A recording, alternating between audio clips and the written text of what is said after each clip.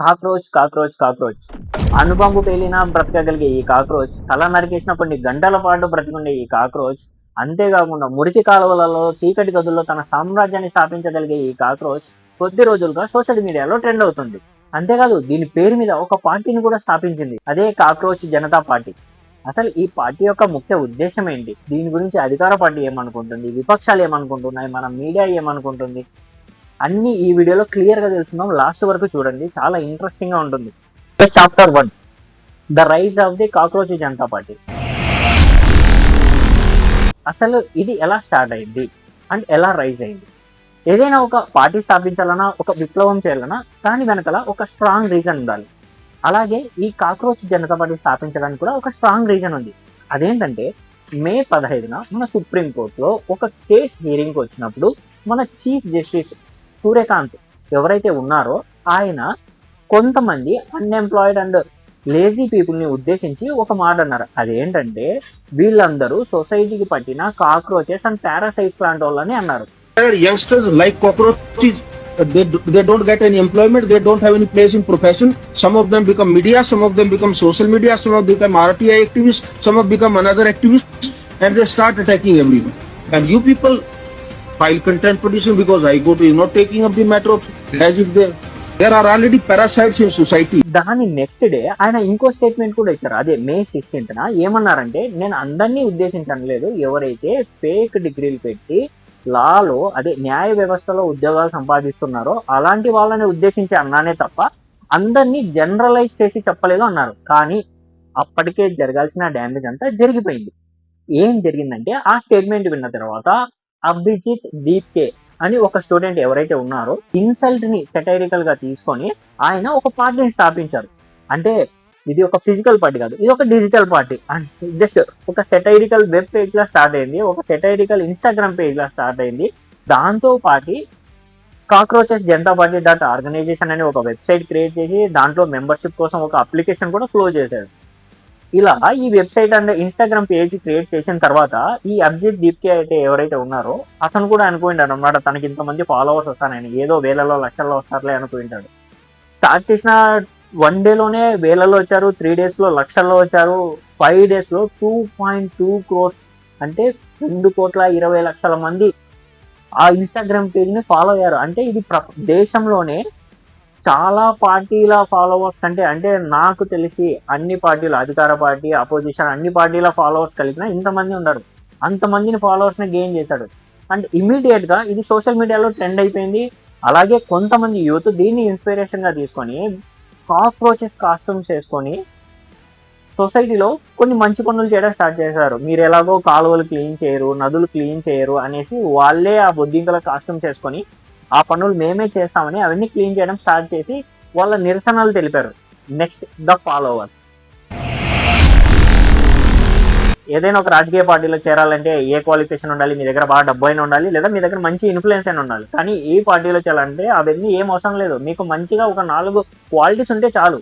ఆ 4 క్వాలిటీస్ ఏంటంటే, ఫస్ట్ మీరు నిరుద్యోగి అయి ఉండాలి, అంటే మీరు అన్ఎంప్లాయిడ్ అయి ఉండాలి. అది మీ చేతకంతనం వల్ల అయినా ఉండొచ్చు, లేకపోతే సిస్టమ్ వల్ల అయినా మీకు జాబ్ రాకుండా అయినా ఉండొచ్చు. కంపల్సరీ మీరు మాత్రం అన్ఎంప్లాయిడ్ అయి ఉండాలి. సెకండ్, మీరు ఖచ్చితంగా లేజీ అయి ఉండాలి. మీరు ఫిజికల్గా లేజీ అయి ఉండొచ్చు, కానీ మీ బ్రెయిన్ మాత్రం చాలా షార్ప్గా ఉండాలి. 3, మీరు ఖచ్చితంగా ఫోన్ అడిక్ట్ అయి ఉండాలి. అంటే మీరు రోజుకు కనీసం 11 గంటలు ఫోన్ చూడగలగాలి, ఇన్క్లూడింగ్ బాత్రూమ్ బ్రేక్స్తో సహా. అండ్ ఫైనల్ థింగ్, మీకు క్వశ్చన్ చేసే కెపాసిటీ ఉండాలి. అంటే మీరు డైరెక్ట్ వెళ్ళి క్వశ్చన్ చేయాల్సిన పనిలే, మీ నిరసనని మీమ్స్ రూపంలో తెలియజేయగలగాలి. ఈ 4 క్వాలిటీస్ ఉంటే చాలు, మీరు కాక్రోచ్ జనతా పార్టీలో చేరిపోవచ్చు. ఇప్పటి వరకు ద పార్టీ రైజ్ అయింది, దాని ఫాలోవర్స్ కూడా వచ్చారు. నెక్స్ట్ చాప్టర్ ఏంటి? The chapter demands. Cockroach Janata party తనకు ఒక 5 డిమాండ్స్ ఉన్నాయని తన వెబ్సైట్లో తెలియజేసింది. ఆ 5 డిమాండ్స్ ఏంటంటే, డిమాండ్ నెంబర్ 1, క్యాబినెట్లో అండ్ రాజ్యసభలో మహిళలకి 50% రిజర్వేషన్లు ఇవ్వాలి. అంటే మళ్ళీ సీట్లు పెంచి కాదు, సీట్లు పెంచకుండానే ఉన్న సీట్లలోనే 50% మహిళలకి రిజర్వేషన్స్ ఇవ్వాలి. డిమాండ్ నెంబర్ 2, ఎవరైతే చీఫ్ జస్టిస్ ఉంటారో, ఎవరైతే న్యాయవాదులు ఉంటారో వాళ్ళ పదవి విరమణ తర్వాత, అంటే వాళ్ళు రిటైర్ అయిన తర్వాత వాళ్ళకి ఎలాంటి ప్రభుత్వ పదవులు ఇవ్వకూడదు. డిమాండ్ నెంబర్ 3, ఎవరైతే ఎమ్మెల్యేలు ఉంటారో వీళ్ళు ఒక పార్టీ నుంచి గెలిచి తర్వాత పార్టీలోకి జంప్ అవుతూ ఉంటారు. ఎవరైతే ఇలా జంప్ అవుతారో వాళ్ళకి 20 సంవత్సరాల వరకు మళ్ళీ ఎన్నికల్లో పాల్గొనే హక్కు కల్పించకూడదు, వాళ్ళని బ్లాక్ చేయాలి.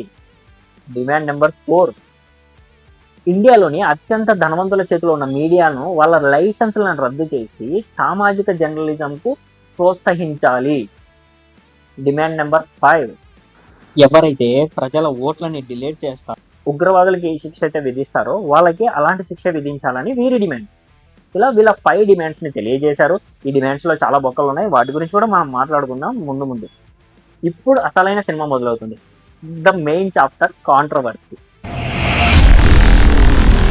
డిజిటల్ పార్టీ ఏదైతే అధికార పార్టీ ఉందో, ఏదైతే అపోజిషన్ ఉందో వాటికంటే ఎక్కువ ఫాలోవర్స్ని గెయిన్ చేసింది. అలాగే ప్రభుత్వాన్ని క్వశ్చన్ చేయడం కూడా స్టార్ట్ చేసింది. ఇలా మెయిన్ డిమాండ్ ఏంటో తెలుసా? రీసెంట్గా వాళ్ళు ఏదైతే నీట్ యూజీ పేపర్ లీకేజ్ ఉందో దానికి సంబంధించి విద్యాశాఖ మంత్రి రాజీనామా చేయాలని వీళ్ళు డిమాండ్ చేస్తూ ఒక ఫామ్ని రిలీజ్ చేశారు. అండ్ ఆ ఫామ్ని 6 లక్షల మంది పైగా సంతకాలు చేశారు. సో ఇక్కడ అధికార పార్టీకి బాగా మండిందనమాట. ఇది ఇలాగే వదిలేస్తే ఏమవుతుందో అని వాళ్ళకి అర్థమైపోయింది. ప్రభుత్వం తన పని తను చేసుకుంటూ వెళ్ళిపోయింది. ఫస్ట్ ఏం చేసింది? ఈ కాక్రోచ్ జనతా పార్టీ ఆర్గనైజేషన్ అని ఏదైతే వెబ్సైట్ ఉందో దాన్ని టేక్ డౌన్ చేసేసింది. నెక్స్ట్ ఏంటి? Cockroach Janata party Instagram account, అది కూడా డౌన్ అయిపోయింది. ఈవెన్ ఎవరైతే దాన్ని స్థాపించారో అతను కూడా దాన్ని యాక్సెస్ చేయలేకపోతున్నాడు. అండ్ ఇక్కడ అసలు ట్విస్ట్ ఏంటో తెలుసా? తన own account, Abhijit Dipke own account ఏదైతే ఉందో అది కూడా సరిగా పని చెయ్యట్లేదు, హ్యాక్ అయిపోయిందని ఈ అభిజిత్ ఎక్స్లో పోస్ట్ చేశాడు. అండ్ సర్ప్రైజింగ్ థింగ్ ఏంటంటే ఏదైతే cockroach Janata party X account ఉందో అది ఇండియాలో కంప్లీట్గా బ్యాన్ అయిపోయింది. గవర్నమెంట్ తను చేయాల్సిన పని తాను చేసేసింది. దీనికి చాలామంది గవర్నమెంట్ ఇలా ఒక డిజిటల్ పార్టీకి, ఒక ఫేస్ లేని పార్టీకి, ఒక ఫిజికల్ అపీరెన్స్ లేని పార్టీకి భయపడిపోయి ఇదంతా చేసిందని అనుకుంటున్నారు. అండ్ నెక్స్ట్ థింగ్, ఇది జరుగుతుంటే మీడియా ఊరుకుంటుందా?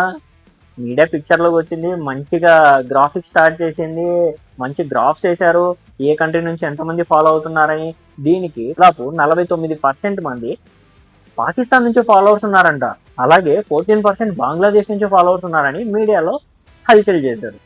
దీనికి అభిజిత్ ఏం చేశాడు తెలుసా? తన ఇన్స్టాగ్రామ్ అకౌంట్ ఓపెన్ చేసి మంచిగా స్క్రీన్ షాట్ తీసి ఏ కంట్రీ నుంచి ఎంతమంది ఫాలోవర్స్ ఉన్నారని తను ఎక్స్లో పోస్ట్ చేశాడు.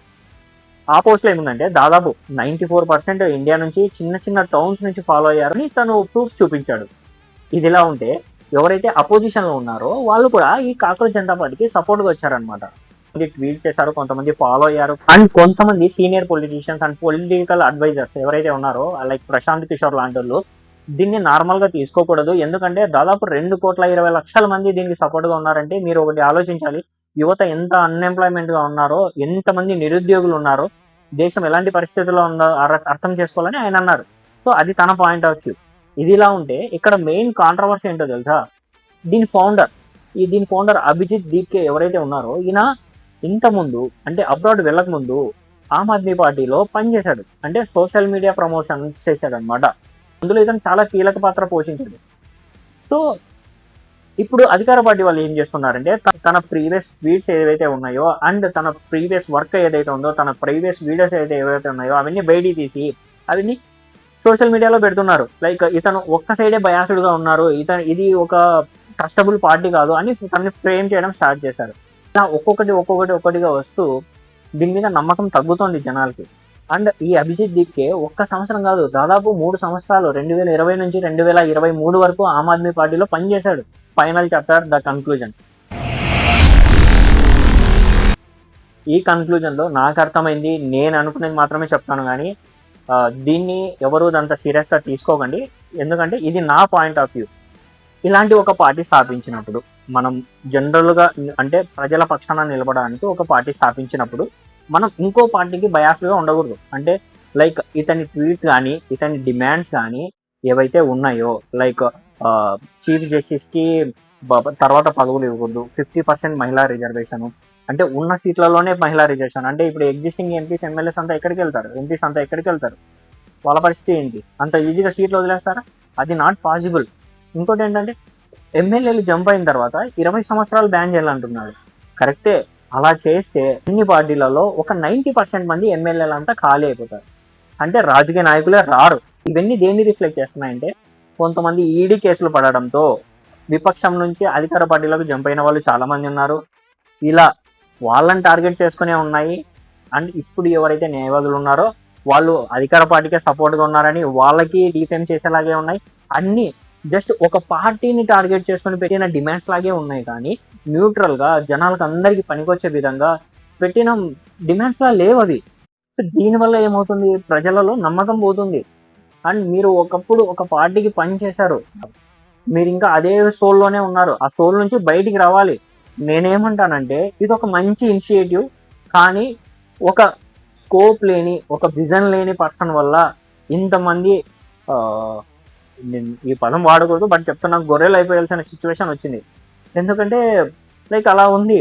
ఒక పార్టీని టార్గెట్ చేసి పెట్టకూడదు, దానివల్ల ప్రయోజనం ప్రజలకు ఉండాలి. ఒక పార్టీని డిఫేమ్ చేయడానికి పెట్టినట్టు ఉంది. బట్ ఇదైతే మంచి ఇనిషియేటివ్. చూద్దాం ఇంకా దీని ఫ్యూచర్ ఏముంటుందో. నాకైతే అంత హడావిడి ఏముండదు. ఒక నెల 2 నెలలు ఫాలో అవుతారు, దాని తర్వాత మర్చిపోతారు, ఇంకొక టాపిక్ వస్తుంది. సో అంతే, దీని గురించి నేను మీతో షేర్ చేసుకోవాలనుకున్నది.